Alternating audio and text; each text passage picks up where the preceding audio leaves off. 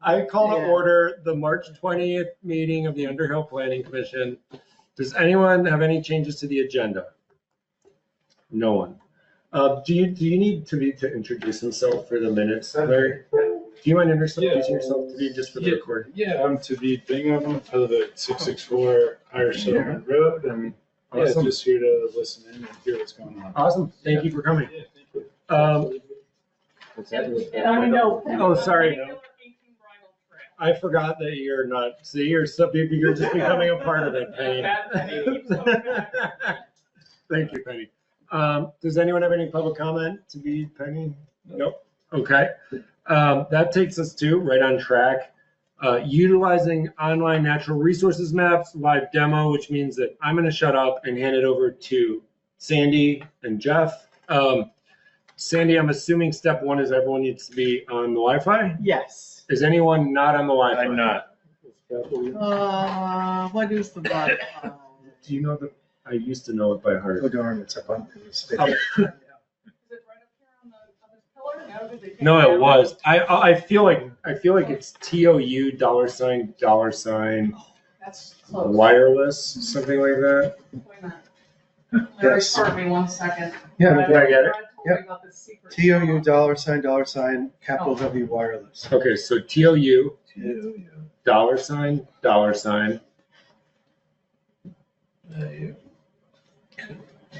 Capital wireless. right there. Yeah, thank you. $$ capital W wireless.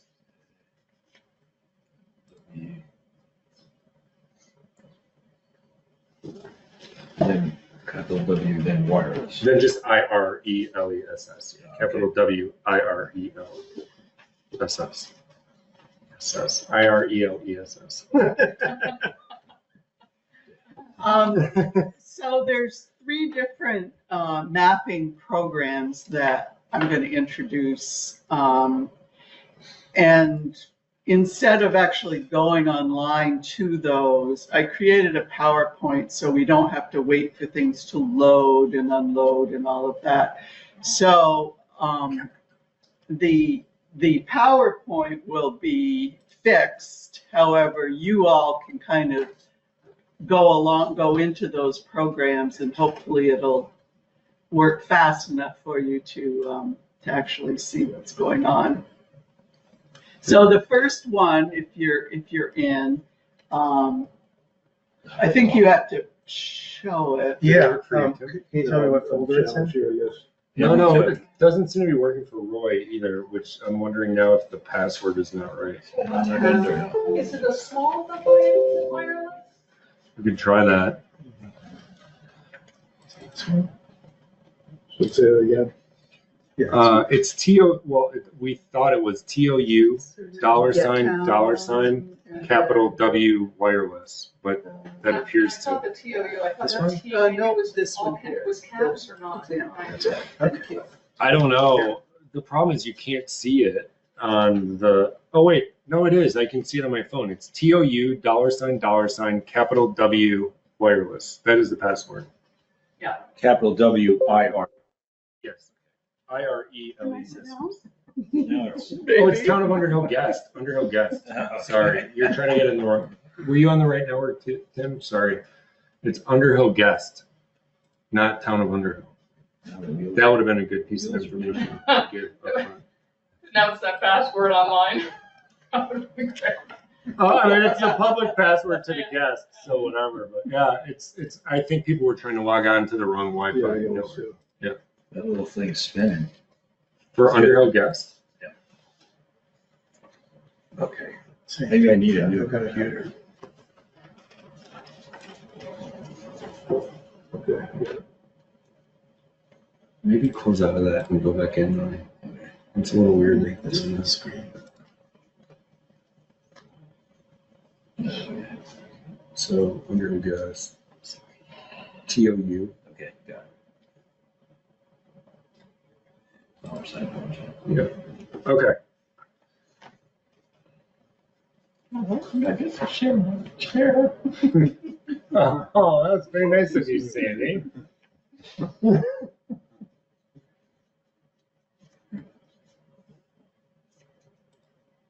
I think it worked. Are you on? Yep. All right, we are all online. So the first program we're going to look at is the one that Arrowwood created for us, which is this interactive website. And the way you get to it is by typing in this. You can go to arrowwoodbt.com/maps.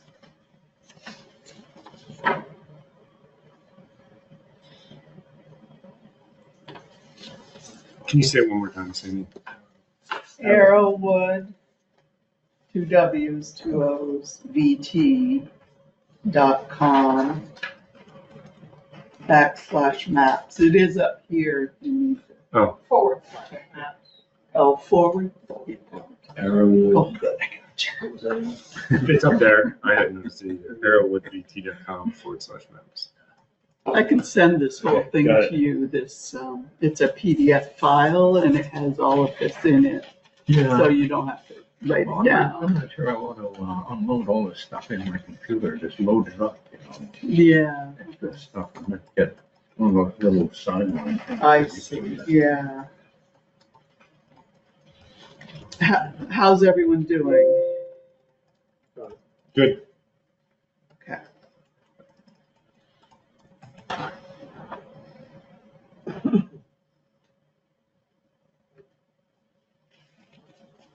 So when you get to that point, you'll see a list of different online maps that they have. And I thought it was easier to go to that point rather than directly into it so that you can find it again next time. So the first map that's up says Underhill on it, and that's where you want to go into.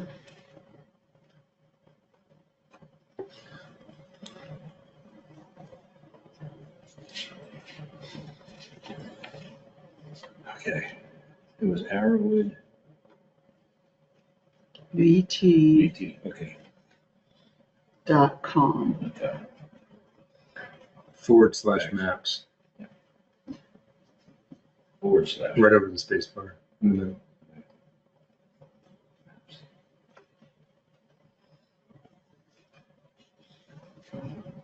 Is it working pretty fast? Yeah, super fast. Oh, good, okay.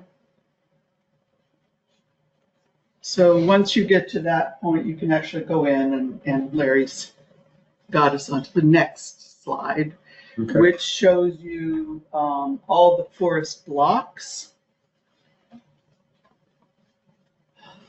So it opens up and each of the forest blocks is numbered.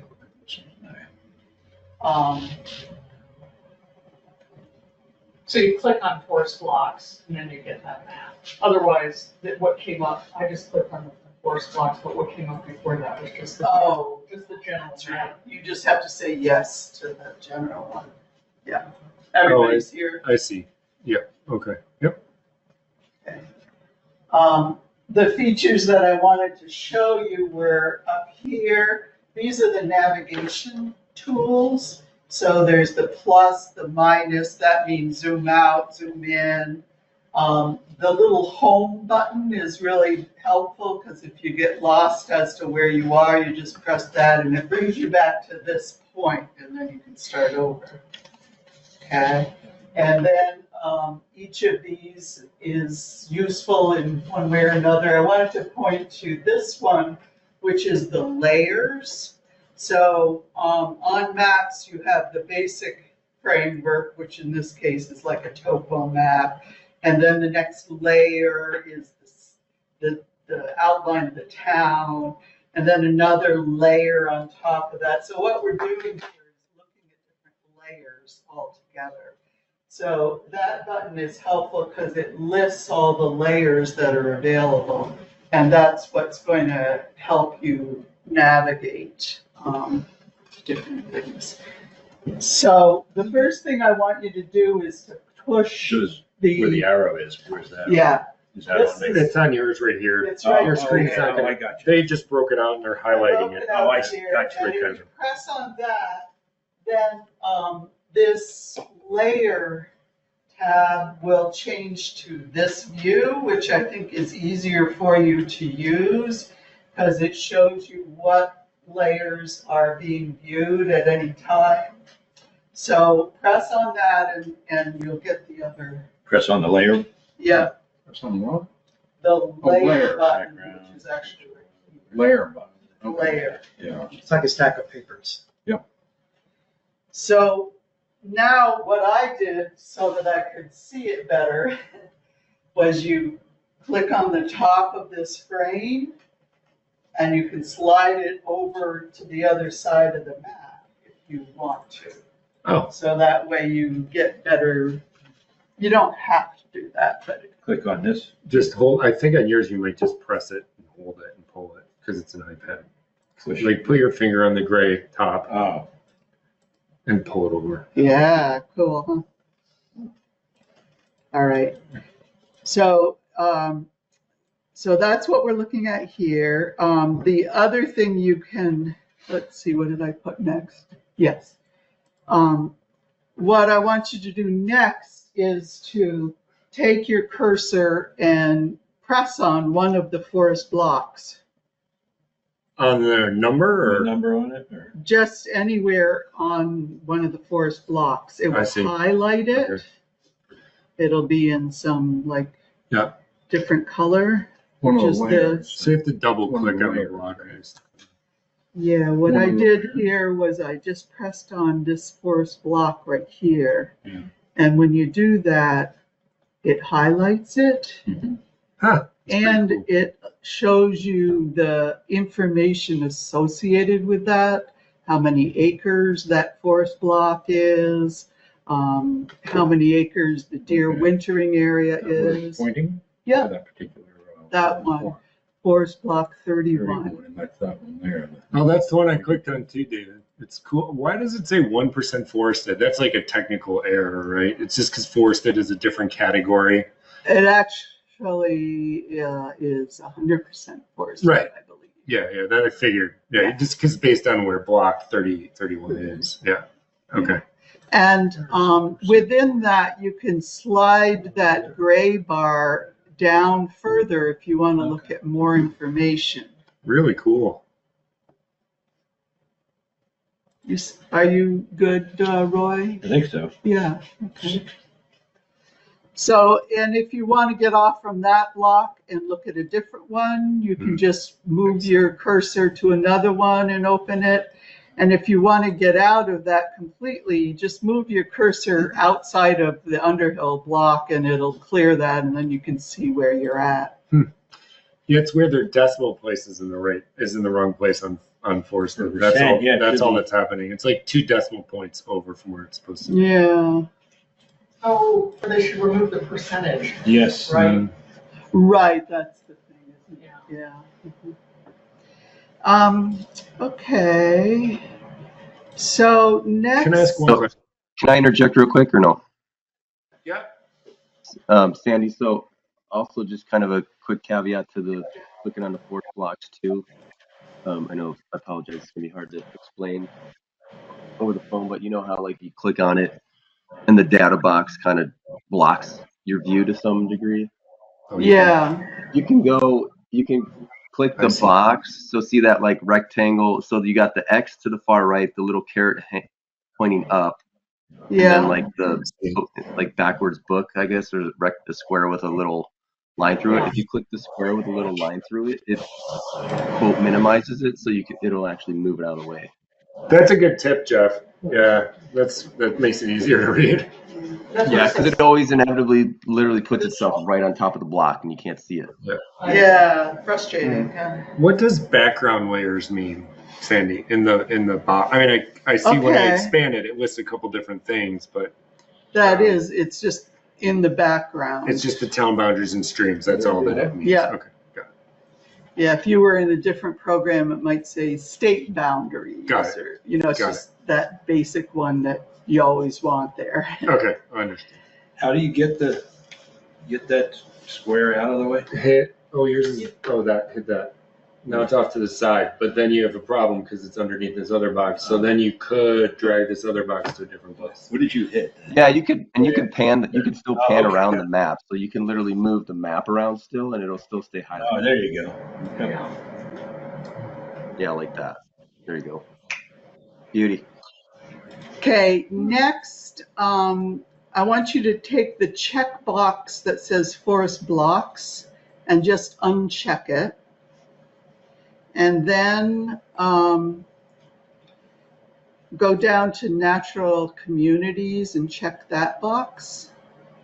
Expand it or just check it? Just check it so that it's showing. Okay. So we want to check that it's showing.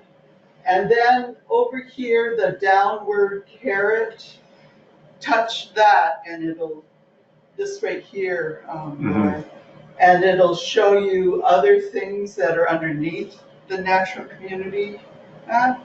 So it'll list the. So when you check natural communities, it doesn't actually put anything on the map. It just allows you to then click into the subcategories. Right. Is that right? And if you have a subcategory Yeah. checked, it'll only show if that major one is checked. Oh, so it's a convenient way to turn. I got it. Off and on. Got it. Yeah. Okay, I understand. It's the mother. Got The it. mother and the baby. Yeah. Sorry. So we're supposed to check upland natural communities, it looks like. Right. So just expand natural communities Oh, okay. so you can see. How do you do it on the iPad? Hit the dots at the end? Okay. How do you do it? You know? Sandy, is there Sorry. a legend to these colors? that We're you know looking of? at. Upland natural communities. Right. Cool, right? So next, what we're gonna do is, Yeah, for some reason, mine's not allowed to expand. it's not allowing you to? Is it the dots at the end that you can expand it? It says don't build blocks, it's there. It's like, Chromebook is all they do, isn't it? That's weird. Arrow. Because that's how it works. That's the, Yeah. And yeah, when you hit that down arrow, it should just show the stuff underneath it. That's so weird. So, It is. so when I clicked upland natural communities, a bunch of different colors come up. Yeah. What is that? What is? I think that's next after Oh, okay. they figure out why Tim can't see the subcategories. I wonder if you just went home and started over, you know, if it would. Do it one more time. Double click it. What if you close the whole layer box and open it again? Yeah, something else is kind of awry because you only have half. Right, maybe it's a Chromebook interface with it for some reason.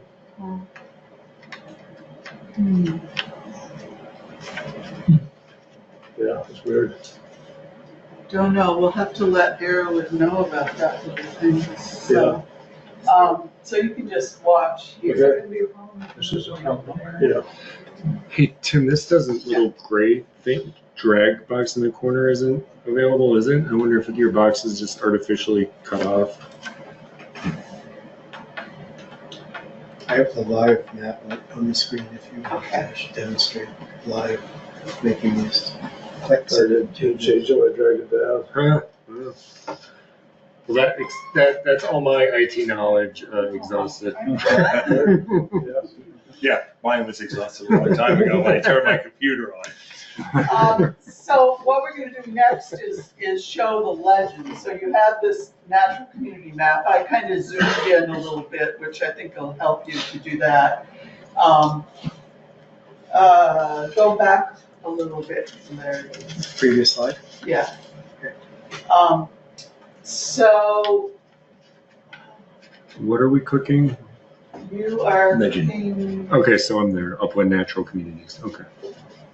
how did I do that? So Oh, yeah. Yeah, go to the next slide, Larry, sorry about that. So up here on the toolbar, you're looking for this little, the 3 lines with the dots. That's what the legend sign is, and if you Oh. press that, you'll get this whole slew of natural communities. And if you, again, take your cursor and kind of move that up, the whole thing, yep, then you can see more of them. And then the other little trick is down here in the far corner is a little something or other. And if you press on that and slide it down, you get to see more of them all at once. Okay. So I thought this was a useful view because it shows you this whole forest block that when we looked at it before, it just looked like this massive forest that was all the same. But what you see is that, yeah, there's a lot of northern hardwood, which is the green, but then there's these brown spots, which are red oak, northern hardwood forests. So there's these little pockets of interesting forests all smoothed through there that, you know, if I was a landowner, I'd kind of want to know that, oh, you know, climate change is coming and red oak's probably going to do better. I want to keep those trees, or, you know, that kind of interesting information. There's also some areas up here that are rich northern hardwoods, which are usually really diverse. So again, you know, it'd be the kind of forest you'd want to keep into the future because it has a source of all kinds of different plant life there. Anyways, that's what the natural community map does for us. All right, next is... Sandy, can I make one comment about that? I always have a little trouble with the legend because there are so many greens. I can't tell quite exactly, but you can actually click on if you want to have one. Perfect. Just like you You clicked can click on a color and it'll tell you. On the map. on an actual polygon, just click on it and it'll tell you what it is. Because you're right, a lot of the greens look the same. Yeah, it acts kind of like when you click on a forest block, it highlights it and gives you a pop. So here you have what, it's a mixed forest. You see It's just clicking on a colored area. And this is Any colored area. highlighted Yeah, right so just pick there. one at random and it'll tell you what it is. How come mine, it's any colored area? Mine just keeps zooming in further when I double click on it. Don't double click. Yeah, just single click, right on a location. Oh, I see. Okay, sorry. All right, next, when you're done playing there, I want you to go back to home, so you're zooming out again. Can I ask you a dumb question, Sandy? Sorry, this is total personal curiosity. There's this little thing near my house that says it's open talus forest, which sounds really cool. I've literally never seen it. Like, can you get an actual GPS coordinate off this thing if you wanted to see something? Yes, maybe not from this map, Okay. but from the natural resource one. Okay. That's an interesting We can talk. question. You can get the GPS from the map itself without, get the coordinates by clicking on the map. I don't know. That's what I was asking because Yeah. it says It's not by this clicking, but cool by little- moving your mouse around. So some maps, Oh. including I think the ANR Natural Resources Right. Atlas, as you move your mouse, there'll be this little thing and the numbers on the I was just Wow. bottom. scrolling with the GPS Yeah, coordinates. we'll Okay. tell you what the GPS is, where your cursor is pointing at that moment. So I thought it'd just be cool to be able to figure out where, like, exactly where stuff is if you wanted to go see it. Okay. Not on this one. That's a cool idea. Okay, so you're home, unclick the natural communities, and then click the wildlife habitat layer. Click natural communities. Can I ask another question? You know, So- the GPS, Go to the areas Go back to are layers. defined by a GPS, by GPS coordinates. So you look at those red ones, which are the oaks, basically, and certain configuration. Every configuration is outlined by a GPS coordinates. So what it, How accurate, are these, basically? So- they're pretty accurate. They aren't survey quality, but a lot of them are taken from both an aerial view that shows you the forest, as well as using the soil type maps to kind of refine it. So it's pretty good. Yeah. I reloaded it, it seems like it's working now. Nice. What's LCLU? Land use, land class. Is that on the legend? Yeah, it's upland, I'm looking at upland natural community. I clicked on one of the colors and it's LCLU and it says mixed forest, so it's type. Oh, The type so is some, that's it was a generic thing that they did first, which is it's a land cover, land use. So it has really general categories, but one of them is it developed? Is it forested? Is it open land? Larry, can you go to the actual map? I think we can go over to the layer and way up top, I think it was. Clear wetlands. which one? Where is it? Which one are we Oh, doing? down here. layer Bare wetlands? class. Click that one. Which one, bottom? Yeah. To your habitat. See, this is the map that gets shown, and then if you pull down the legend. Oh, I know where this is. This over is so here. What are you looking at?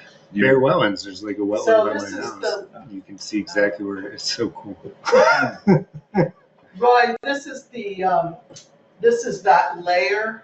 It's on your, it's a general category along with what you'd find on the uplands one. So it's a Okay. little bit confusing, but these are the general categories that are on this map. And what's cool about that is you get to see where there's houses, and then each one is sort of buffered, meaning that, you know, a lot of the wildlife and various things are not really going to be found there because that's really high intense use. So, you know, Underhill Flats has got, you know, along roads, you see each of the houses. It's just a way to show another kind of Land cover. Okay. view of land use, really. Oh, look at that. That is so. This is so cool. Isn't it? You can just Yeah, get really. mesmerized forever. Okay, just a couple more things, and the last thing I'm going to show you is so cool, so you'll want to move on. Okay. I'm ready. That was a good teaser. She's good. She's good. Okay, so you're home, you've unchecked the natural communities, and you're going to check the wildlife habitat layer. Okay. And uncheck the land cover classes? Oh, yes. Okay. Yes. Wait a minute, so we go to, Layers. So the wildlife habitat. No, that's the legend. The one with the papers on top of each other. oh, And then you want to pull down the tab there so you can see the subfolders. we're going to, And I want you to highlight the core forests. The wildlife, expand wildlife habitat. That's what layer. this is. I forgot how here. you do it in No, here. you're not getting a great view. Remember how you made them drop below it? oh, that's what Was I that that? How did you do that? computer, basically, right? Was it that arrow off on the left? I don't remember how you did it. I don't know. Yeah, there you go. Like Okay, core that's it. forest. Yeah. Which one are we doing? Core forests So under core forest. the wildlife habitat. You have to layer. move the box up, basically, on the gray, we drag the box up from the gray top. It's just, you can't get down to it. And then you gotta expand the box to the bottom corner. I don't know if you put the- We did there for that somewhere. Core forest. Yep. There's it, because it's kind of hard to see, this is. So what is core forest? All right. So this is the interior forest that's really far from any development, that's really critical for wildlife habitat. So the next thing I want you to do is to then highlight forest blocks. And what you'll see when you do that is a gray area around these core forests. And the that's the buffer area that Arrowwood provided, saying, okay, these are the interior forests that really don't like to be close to development. We're going to then add a buffer on that, and that's what they're calling each forest block. So it's the real critical plus a buffer, and that gives you each of the forest blocks that we have. So when you check forest blocks, that's adding some. Under a layer underneath it. Got it. Yeah. Okay. So you're seeing two layers together, Got it. the core forest and the actual If you forest blow it block. up, you can see the Right, lighter color is the underneath. edge of the forest. So then you could also overlay Oh, yeah. where the houses are if you wanted to. You could, yeah, and see how that all compares. Huh. Yeah, Yeah, zooming in. Go I was ahead, gonna say, Jeff. once she goes to the next slide, I think you keep these layers on and go to when she changes it to the aerial, I think that'll really make it look Okay. good. That's her exciting part, I think, right? Jeff's advising me to shut up. In so many words. So subtle. Get ahead of yourself. Okay, go back to the home so you can see where your navigation tools are. And Change up here on the navigation tools, there's this one here with 4 squares. Press that one. So what it's doing now is it's showing you, okay, you have options, what you're going to see as your base map. Right now we've had this sort of blah topographic map, right? So I want you to press the one that says imagery with labels. It's awesome.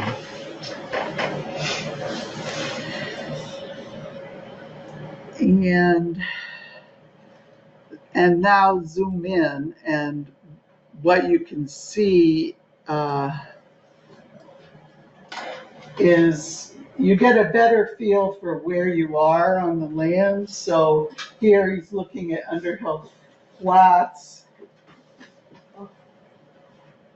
and things are labeled. The creek is here, Roaring Brook is up here.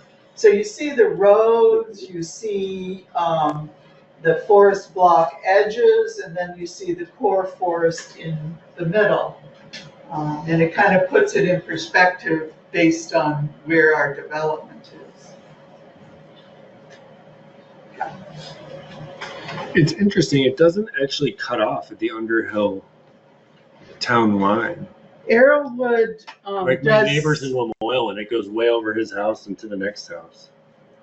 They did their mapping with some grace because in the future they're hoping every town will be connected, and that way it'll really help make the data a little stronger. Plus, wildlife doesn't stop at the border either, But.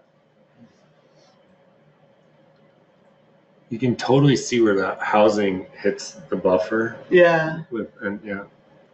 Or doesn't. Yeah, you can, and I don't know, there's just a lot you can do with this.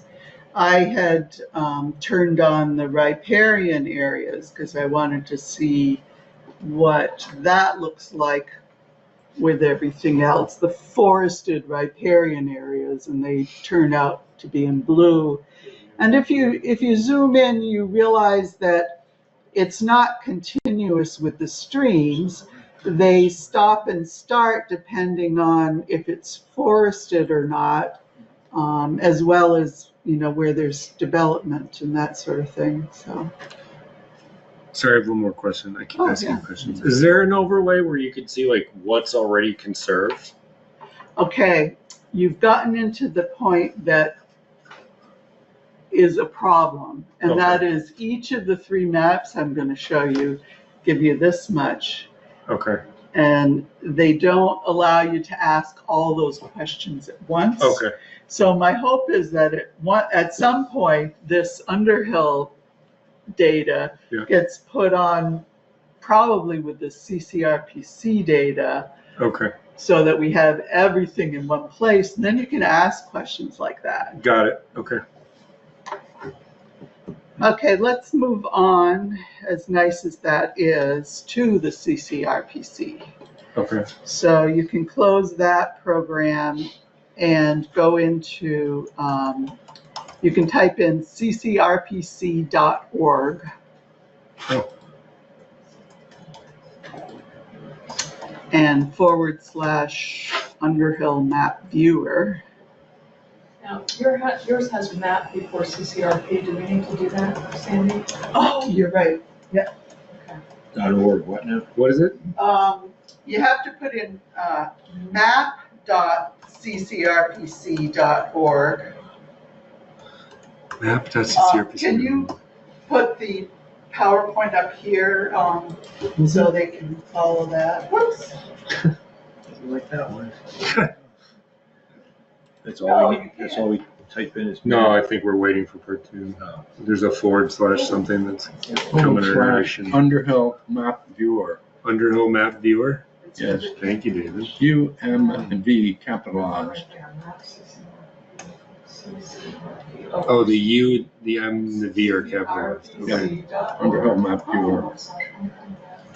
Maybe you have to put HTTP. Huh, that's not coming up for me. Where's the address? CCRPC. Okay, here's the one that you need to type in. So do the whole HTTP. It changed things. Sorry. You have the screen or something.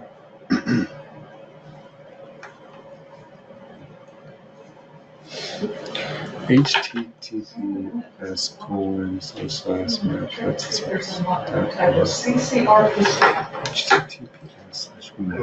CCRPC. And where do I have the typo? Map / map viewer. Is that? Is that it? Oh.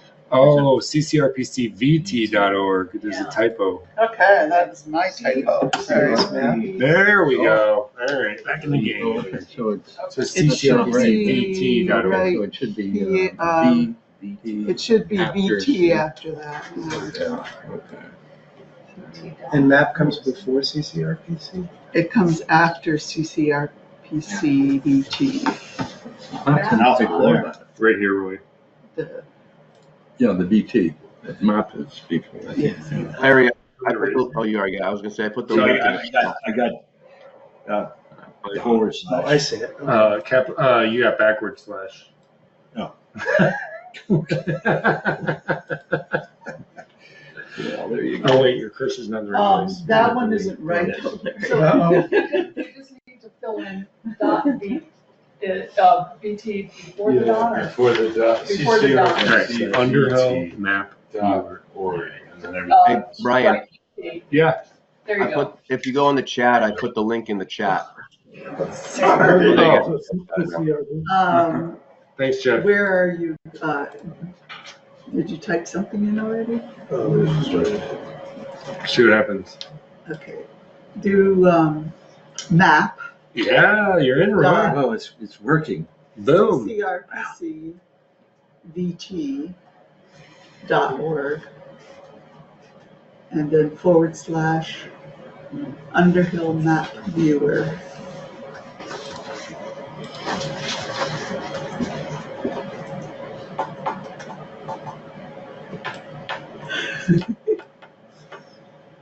Looks good.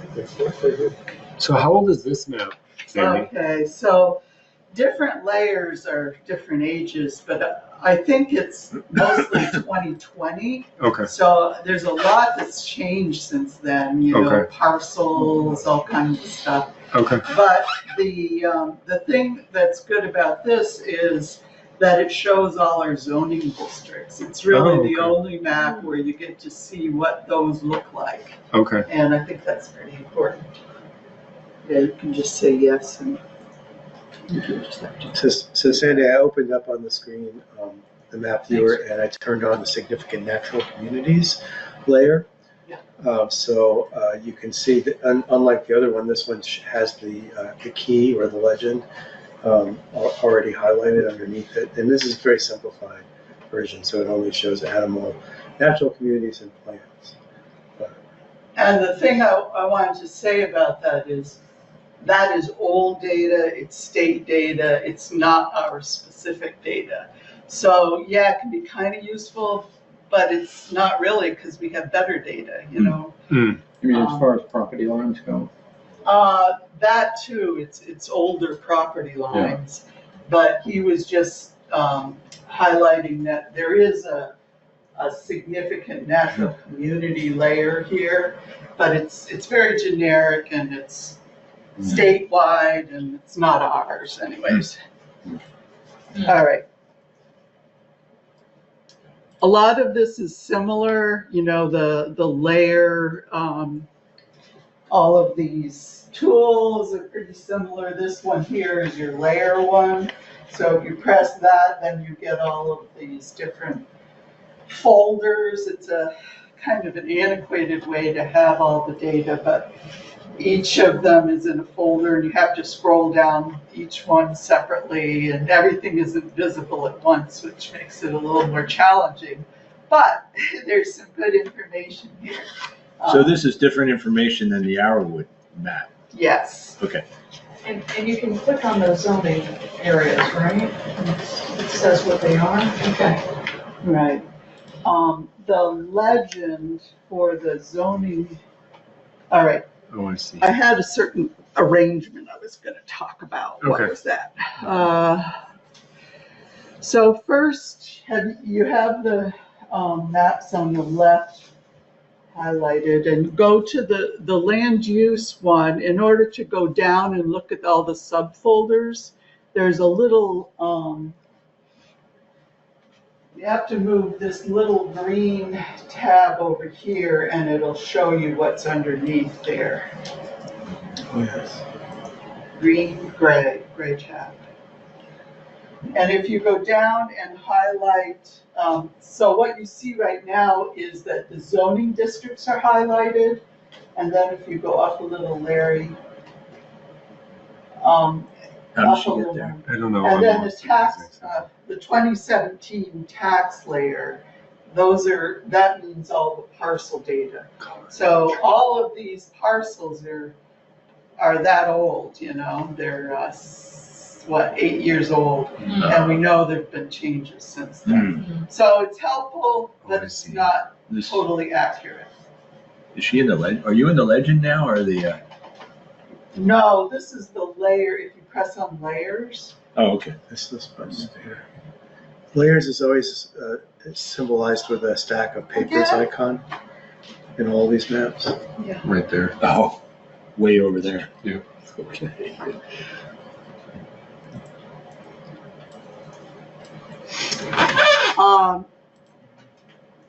So let's see. Oh, I know what I want you to do. So once you're in this land use area, if you scroll down, I think you go down a little further, Larry. Oh no, what is it? Go up then. What we're looking for is the village designation. It's right above tax There it parcel is. boundary. Yeah. Designated village. So when you Correct. do that, here's Underhill Flats. Don't go quite so far, Larry, so Okay. you can see the whole, Yes. there you go. Oh, I see. So you know how we have the state village designation? That's what this is, and it's based on some historical, you know, where all the buildings are anyways. And that's what our CCRPC guy was talking about. They're going to expand that a little bit. Mhm. And he's wondering like how big to expand it. Well, the pink area you see here is what we've called our village zoning district. So there's two different different things at play that have different I don't know, benefits, I guess is the word to say. The CPRC has the orange outline. Yeah. It goes up right into the range area. No, this is Underhill Flats, so it's down Riverside into Jericho. This Oh, is okay. the town border there, yeah. Yeah, I'm told that this village, state designated village district is not CCRPC, it's state designation. The Oh, town, Yeah. both towns apply for it collaboratively, and I think this is the only village district that spans two different towns, the boundary of two different towns. And we'll talk more about this later. Is there anyone in the state? That's what I heard, Wow. yeah. okay. Usually villages are contained within a single town. Yeah, ours is pretty unusual. Anyways, I think when we get talking about zoning districts, this is the kind of information you'll want to be able to look at, and where is that and how big is it? Mhm. Hi. Back to the slide deck. So next, I was gonna, I know what I want to do. So if we go, go up one, Larry. Go down to the A&R data layers down at the bottom. Mhm. And scroll down until you get to the habitat blocks and highlight that. Okay. Oh, yeah. Cool. Did you get that okay? Mhm. Yeah. So this looks quite different than what we've been working on, right? So it's a state designation and the colors are different that way. What I wanted to show you, since it's a challenge to see all these layers together, is you can make some layers more transparent so that you can kind of see things together. And the way you do that is you go over to the dot over here, next to that, that dot. And then you scroll down a little and you see transparency. Oh. And if you press that, it allows you to move this bar back and forth. And as you do that, you can see that the habitat layer gets lighter, and you move it until you like the way it looks.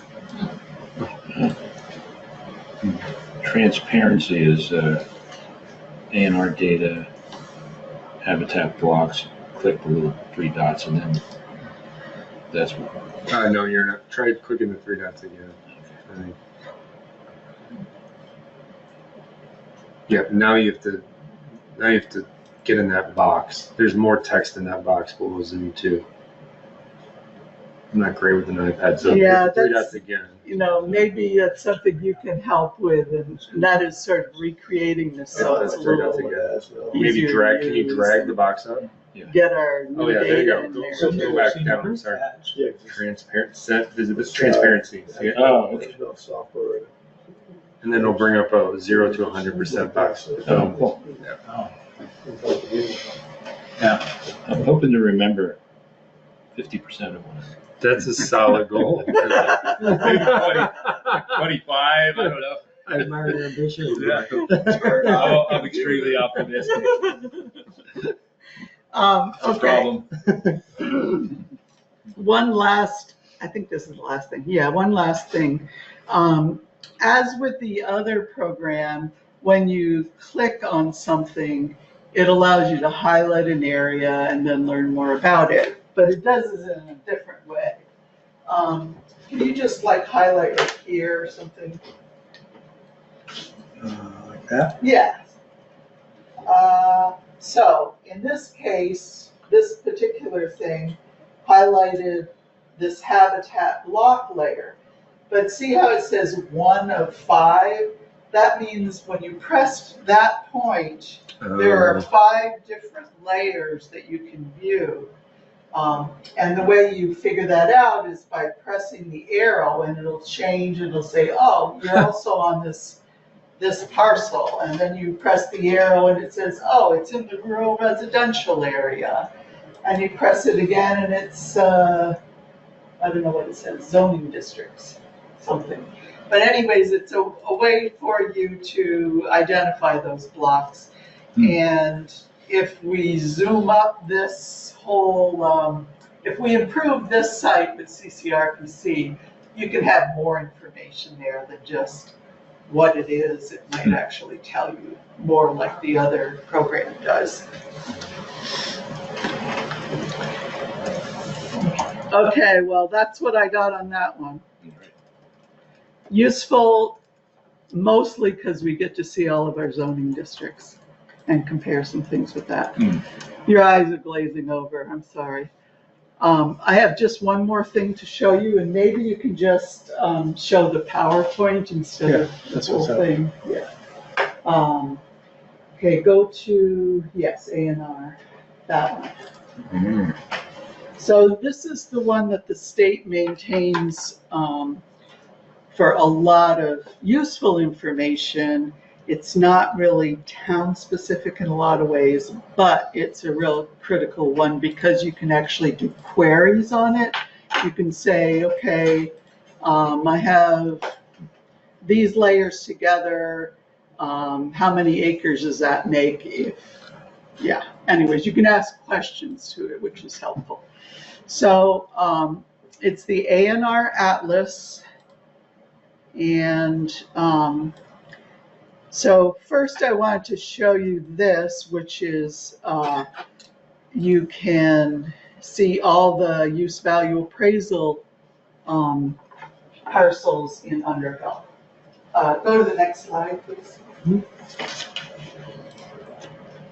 So this is the town boundary here. It's a little harder to see, it's black. And then each of these highlighted parcels belong to the current use program. So you can see that a lot of the middle forested area of town is in the current use program, which is very helpful, right? As well as other parcels. If I highlighted it, you'd see all of Mount Mansfield as being conserved and Camp Johnson, and there's a few other conserved lands. So it has this whole conserved lands layer that you can access there. So what's the click onto it again? Oh, it's there it is, okay. Yeah. .com/websites. So if you go to the next one, Larry, we'll just zoom through this because there's just a lot there. I only highlighted some things that are different in this than in the ones we looked at before. This next layer is slope data. So we've talked a lot about steep slopes and some of the zoning regulations we have for that. This is a program where you can actually look at that, and you can, if we had this as part of the CCRPC, you could see how it related to some of the zoning districts. I've zoomed in here. We're at, I guess this is Underhill Flats, and all this red area are slopes that are greater than 25%. The orange, I think, is 20 to 25%, and the yellow is 15%. It's a helpful thing for, especially for DRB when looking at any kind of permitting. You know, what do you have in that area? So that's another way. Appraisals of properties also, did you say? It has the Property parcels. Parcel appraisals? It doesn't have appraisals, though. No. And then another one is, so we have our water district in Underhill Flats, and we have the zoning district, which is a source, let's see, water,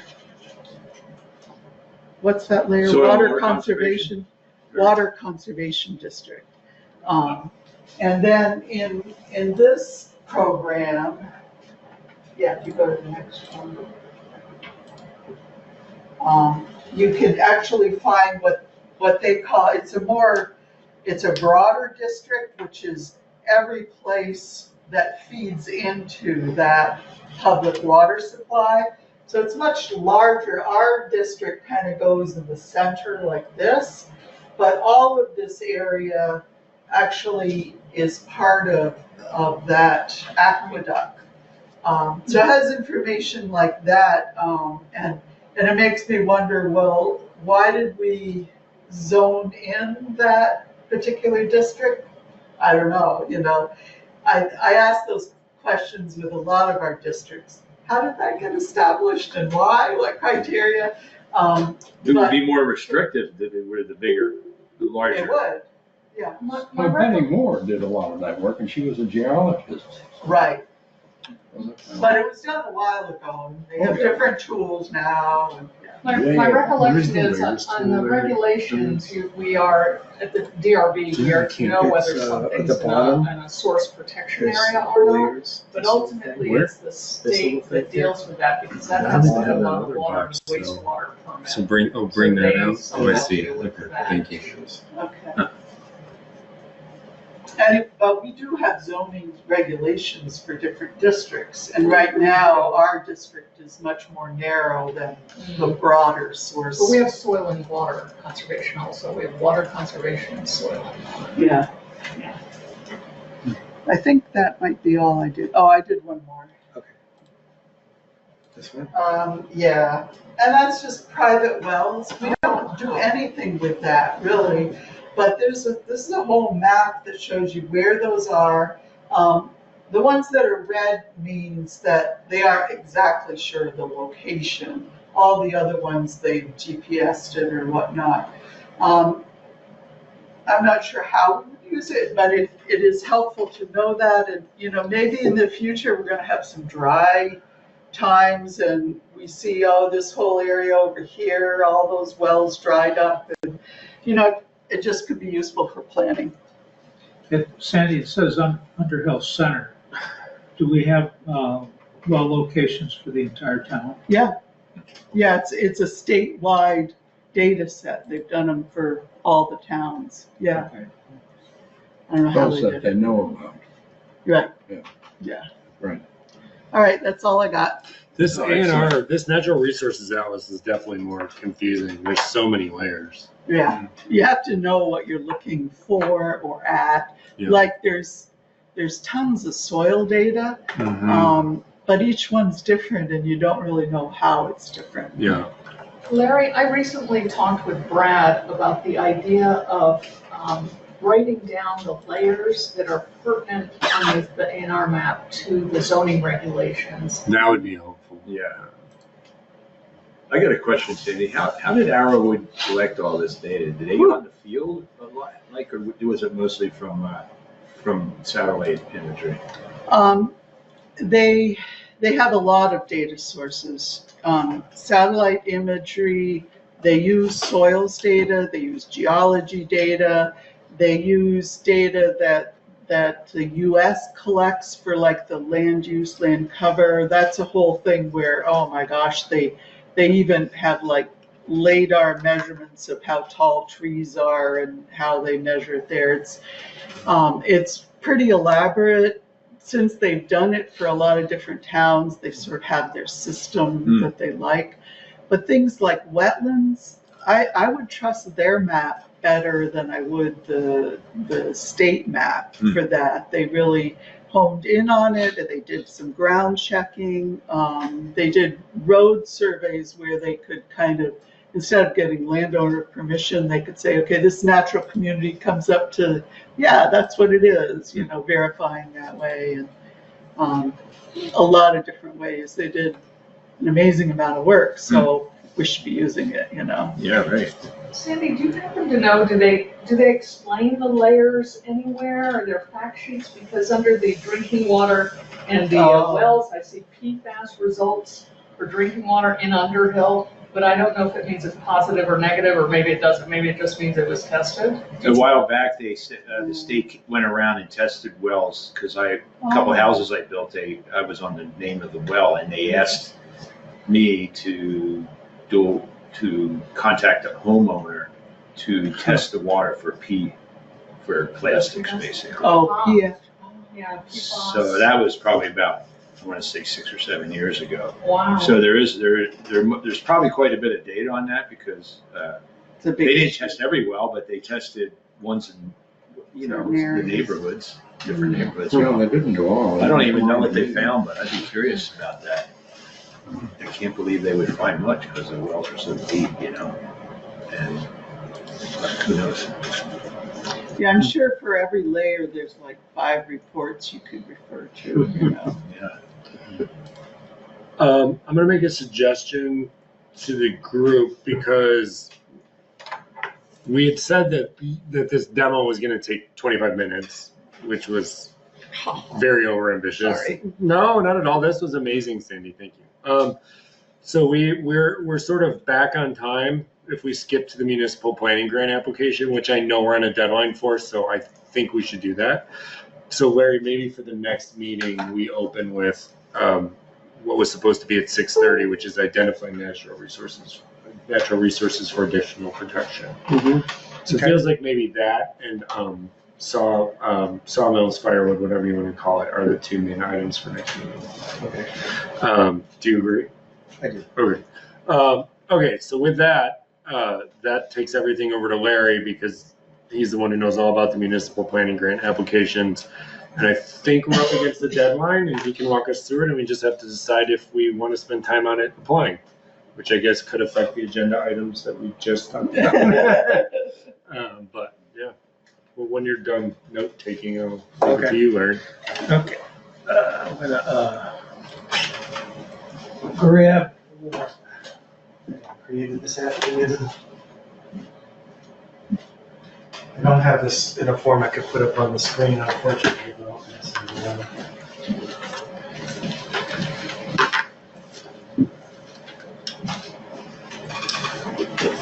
Thank you. 6 of these, so people should share. But all right, so Can you I guys have- share the one? just as background, every year the state has Do you guys mind sharing?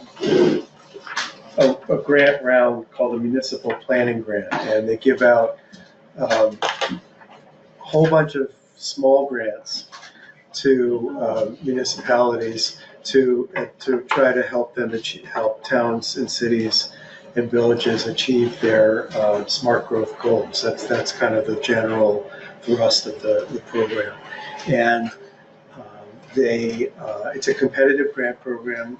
Every town has to follow a very specific format that you write for, and you get extra points if you are proposing to do something that conforms to the theme of the day, whatever that is. And of course, this year there's a lot of conversation in planning circles all across the state about the Home Act and Act 181 changes to state statute, which are primarily about trying to clear away some of the regulatory barriers that we have in Vermont to building houses, to try to make it possible to build more houses. And that the path that the state is encouraging is for communities to identify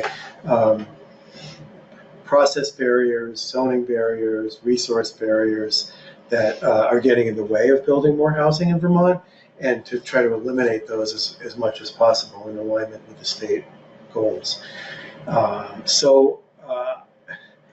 There's many different approaches we could take. The one that seemed to me to sort of rise up and be very timely, and also to be something that could score points because it potentially puts Underhill in partnership with regional planning and also with the town of Jericho, is the idea that Sandy brought up earlier when we were talking about the village district. So right now our village district is this tiny little strip. And I'm not talking about the zoning village district, I'm talking about the state designated boundary for the Underhill/Jericho village district, the only one that spans across the town line in Vermont.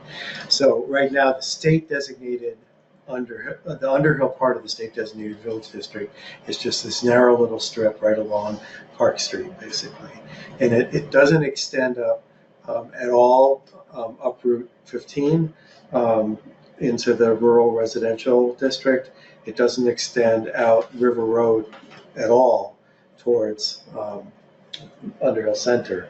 And it seems to me that there's a conjunction of things that are happening right now that make it timely for us to ask the question, and I want to underline ask the question, not assume an answer, but ask the question, is Underhill interested in pushing out the boundaries of our Underhill Village District at Riverside Flats in alignment with the fact that Jericho is pursuing the idea of building a community wastewater treatment system to accommodate growth on their side of the town line.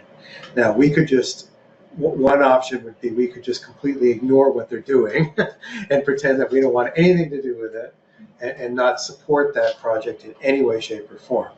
But they have done a preliminary engineering study which shows that there is ample capacity to build a fairly sizable community wastewater treatment system where the leach fields would probably be somewhere on Browns River Middle School grounds.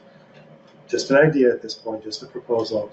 And they, their engineer in that report that was compiled for Jericho proposed a 90-10 split of the bonding expenses to build that system. They said that Jericho would take on 90% of the cost and Underhill would take on 10% of the cost.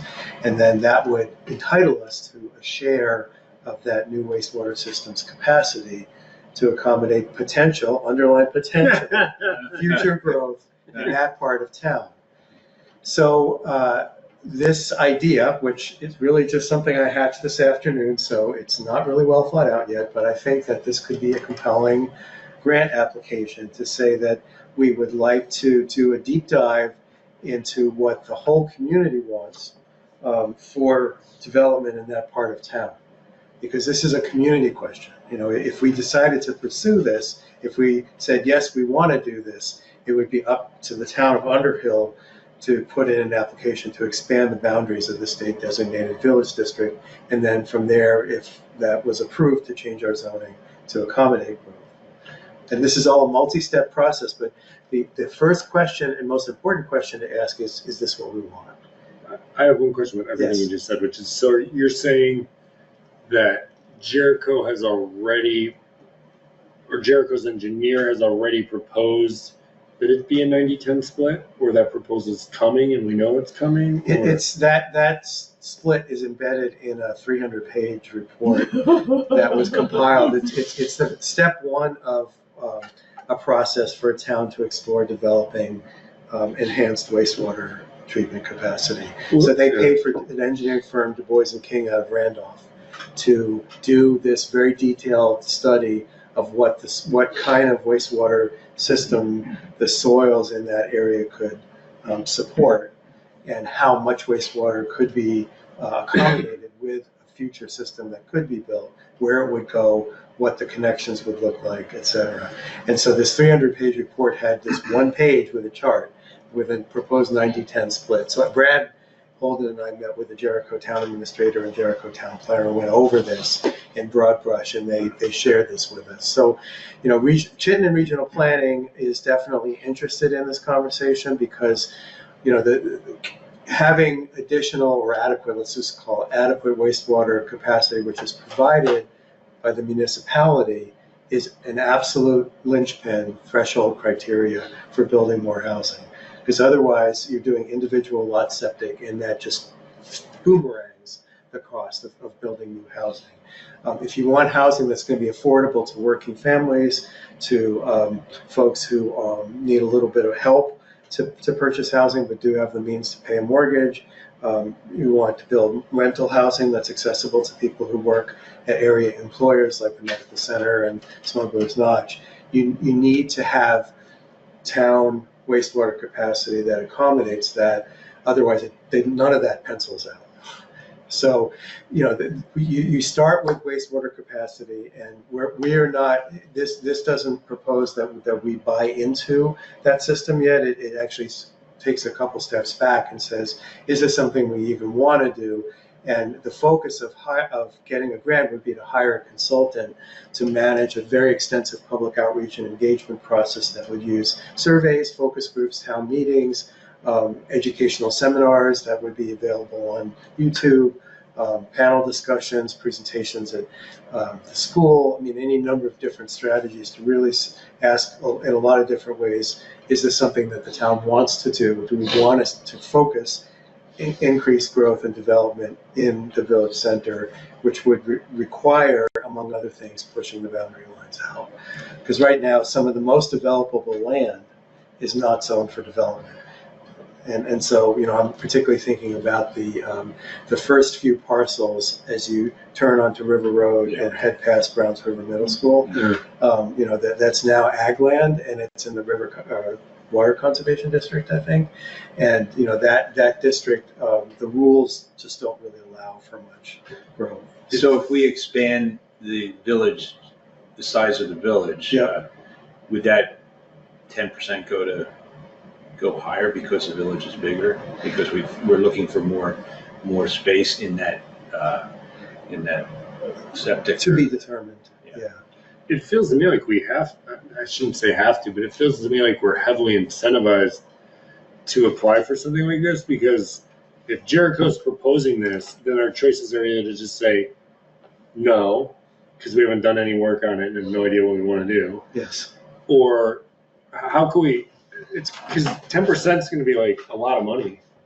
It feels like we need to be educated to be able to answer the question if we know they're going to ask it. So this would be it would be a bond to finance it, right? So it would be shared by the whole community, not just the folks that are looking into it. That's right. And more importantly, the state is in the process of putting up significant funding assistance to communities all over the state to build wastewater capacity, to build community wastewater systems. So they're holding out some pretty fancy incentives that could reduce the cost to the town. So if the state picked up, 50% of the share of the total cost of the system, then it would be between Underhill and Jericho to pick up the remaining 50%. That would be divided 90-10. Or maybe the state would pick up 75% of the cost, and we would only have to pay for 25% of the cost between the two towns, and 10% of that. I don't know what the proportion would be, because the legislature hasn't set those amounts yet. But there's a strong movement in that direction in Montpelier. Well, it sounds like it's just an information thing to get going, get it started. So yeah, I mean, maybe everyone hates it, but it feels like we need, or loves it, but we need to know, like, if we know they're gonna ask us, like, it feels like we should know how the people feel about it, right? Mm-hmm. Like, yeah, right, exactly. We need to engage some of the people in the community. Yeah, and nothing happens without this group's endorsement. I mean, I think this group would want to decide first how we all feel about this, and that would be part of then the outreach to the town. Is that the planning commission has discussed this. We think that this is generally a good idea, but we have some questions, and those questions drive the public outreach and engagement. And then at the conclusion of that public outreach and engagement, there's a couple of essential steps. One would be that the select board has to sign on the dotted line that basically endorse it, to demonstrate that there's political will on the part of the legislative body representing the town to go forward with this idea. And the other thing is, and this would be part of the funding, the budget for the project, is that we want a consultant to give us some specific templates and suggestions for how to do this if we decide to do it. So, for example, where would the wastewater go, if any of it's going to be within the town of Underhill? What specific zoning changes other than moving the district lines on the map would have to be accomplished? What are the environmental constraints?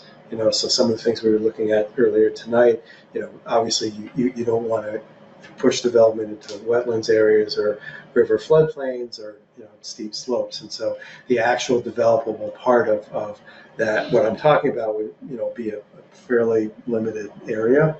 And then also, we also want to get some sense, I think, of how the involved landowners would feel about it. Because the last thing you want is a bunch of townspeople saying, oh, this is spot zoning, you're only doing this to benefit Joe Moore's land, who happens to sit right in the middle of this area that you want to rezone.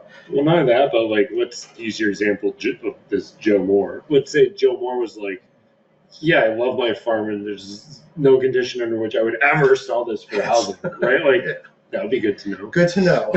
Very good to know.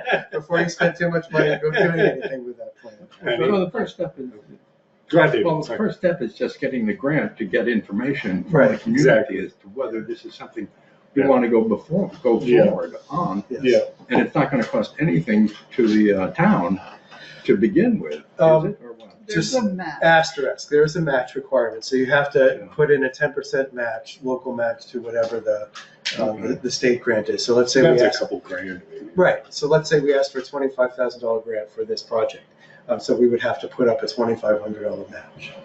And so that's, again, has to go to the select board for approval. You know, can we find $2,500 in the town budget that was just passed to cover that 10% local match if we get this grant? I would think we should go forward on this. You know, if we don't, basically, we could end up being closed out of a Yes. possible situation that 10 years down the road, we say, oh boy, we missed out on that one. Yeah, we should have invested $2,500 to figure out Yeah, whether we right. wanted to do it or not. Yeah. Was there any preliminary information in the engineer's report, just kind of approximately how many houses the 10% share might service? I don't know the answer to that, but I'm happy to share the report with you. I have it, all 300 some pages. If you can find it, it'd be great to know. I saw Penny raised her hand. That was my question. I just wondered if you knew the order of magnitude. Are we talking 20 houses or 200 houses this would service? Well, the other thing is, you know, all the houses in Underhill Flats, most of them are getting older septic systems. So this could service a lot of, instead of people putting private septic systems in. Yeah, or rebuilding, They could which gets switch. very expensive. Yeah, right, yeah, bulldozer man, put in some high rise. Yeah, I mean, I don't think, That could happen. Does everyone have that I know. recorded? David had some plans on Four building a stories, high so rise. that's all we know. I think it's important to say that this, probably what we'd be looking is not high rises. You know, we might be looking at duplexes, fourplexes, two-story townhomes in clusters of 2 and 3 units. You know, that would be arranged around a central green. I mean, there are certainly ways to do this that would fit with the character of the village environment. It would look different than the historic homes, but you know, architecturally, they could have features, exterior features and cladding and roof lines that would match a lot of the historic homes. And so how all that gets, how all that sugars out is those decisions are way off in the future. It's up to us as a town to decide how we want to regulate future growth and development. And that includes questions around density, around maximum lot coverage. You know, those things are all to be determined. We already have rules for the village center on those things, on the dimensional standards for the village center district. We might decide not to change those rules at all. We could think about, you know, do those need to be tweaked to accommodate the kind of structures that a developer tells us that they can build that will deliver the kind of housing that's really needed. Right, it's more like multi-unit housing, that's going to be the most affordable, you know, build single-family homes that are going to be on an affordable level. Would this consultant do the math as part of their thing in addition to talking to people? Like, my number one question might be, and maybe I'm just too focused on the money side of it, but like, yes, I think you could put in 25 units and that would generate, I'm just totally making up numbers, $200,000 in property taxes, and it would cost the town $200,000 to do this for the thing, and so it's a great investment and you should do it. Like, they will do that? I haven't. So my experience with this kind of thing, I've written, I'm 2 for 2 in municipal planning grants. I wrote one for the town of Bolton that was funded, and I wrote one for the town of Charlotte that was funded. Yeah. In both cases, the end product was called basically a village planning study. In Bolton's case, the focus was what's happening at the top of the Bolton Valley Access Road and in nearby the ski area. And in both cases, the consultant suggested some potential rezoning areas within the town, and they also provided some visual imagery of what different types of housing that would be built there look like. And they talked about some of the specific standards that would change, including carving out a couple of new sort of micro districts in places that were very appropriate for development up at the top of the access road. So it will include that kind of information. Okay. You know, that the more detailed you want, the more it's going to cost. So I would suggest that we ask for something in the $20,000-$25,000 range and realize that it's going to be a phase 1 study and public outreach. And if the result of the outreach engagement is thumbs up from the town, and people like what they see in the preliminary overview, then we could put in a request for funding for next year for a deeper dive that gets into some of these more granular questions about how much is it going to cost. Is anyone opposed to Larry? What do people think about Larry spending his time on this, which is obviously a finite resource? It kind of falls in line with what the regional planning commission was asking us to do anyway. Yep. Is anyone opposed and thinks Larry shouldn't spend time on this? No. Do you want to spend time on it? When do you have to get it in by? It's due at the end of the month. Oh, okay. And the select board does meet next week, I think. And so there is time for the select board to look at the draft and give a thumbs up. If they don't give a thumbs up, it's dead in the water. But I kind of basically need an actual resolution of support from this group tonight to, general, because you don't have a draft to look at. But, this concept to drive the writing of the grant, that you support this, and then the select board will have to then support, when I have a draft for them to show them, they'll have to pass a resolution of support it for it to be submitted. I'll make a motion that we'd like you to work on that grant application, Larry. Is there a second? Second. Yeah. Bart, all in favor? Aye. All right, unanimous. Thank you. No, thank you. It's a great idea. I didn't know that Jericho was going to come to us with that, so we better be ready to have an answer. Right? One way or the other. Moving ahead on that. I know it's been so long, it's been just sort of fluttering. Yeah. around. Yeah. Talked about this like 3-4 years ago. Yeah, and just by the way, in hindsight, especially from my experience in Charlotte, there's always going to, when you start asking those questions through a very inclusive public outreach and engagement process, there's always going to be people who are going to pop up and say, I love Underhill just the way it is. I don't want anything to change. And those folks are going to come out of the woodwork, and they're going to be loud probably. So really, that's why I have learned through experience that you got to start with the public outreach and engagement, because you want to be able to say with confidence, if you can document this through the surveys and the focus groups and the public meetings, that 80% of the town supports this, because that's how you answer the naysayers. Well, in this instance, Jericho's doing something, it sounds like on the other side of the road, so we should at least as a town make a conscious decision about what we want to do. Yes. Yeah, because we can't control what Jericho does. They're going to do what they do. Yeah. Okay. All right. Okay, so it's approved. One last question for you, Larry. Are you going to need anything from us in the interim with your draft, or are you just you're good with what we did and you're just going to send it to the select board? Well, so here's what I'll give you. I will, as soon as I have a draft, which should be by the middle of next week, I'll share it with all of you. Yep. And definitely would appreciate your feedback, positive, negative, critical suggestions. Because I've done this before and I'm good at it, but there's always ways that it can improve, and there's it may be helpful to fill in some facts that I just don't know. Yeah. Because it makes it more convincing if it's based on some of the town's recent planning experience. And not to be OCD, but so should people just send those directly? I'm trying to avoid making sure we don't violate the Open Meetings Act on the email. So if people have comments, should you just send them directly to you instead of to the group? Okay, so don't send the comments to reply all. If you have a comment, just reply. So we don't have a meeting that's not open to the public. Yes. Okay. Anything else? No. I just want to thank Sandy. That was awesome. That was really good. A lot of work when That was awesome. That's the coolest thing. Oh, I gotta go do it again now. I am definitely gonna play around with it. Yeah. I gotta wait a week. Yeah. We have some minutes to. And Sandy, Oh yeah. Thank you. I am going to send you that PowerPoint. It'll have all the links and examples, so if you Great. forget, it should walk you through it. Larry reminded me real quick, 1 minute thing. Sorry, I have to pull up the agenda because I can't remember the date off the top of my head. We need to approve the March 6th minutes. Did anyone have any questions or comments? If not, can I get a motion to approve the March 6th minutes, please? so moved. Bart, thank you. Second. Roy, all in favor? Aye. Jeff, yep, it's unanimous. And that takes us to our final motion of the evening. David, can I get a motion to adjourn? A motion to adjourn. Is there a second? Tim, all in favor? Aye. All right, see everyone in 2 weeks.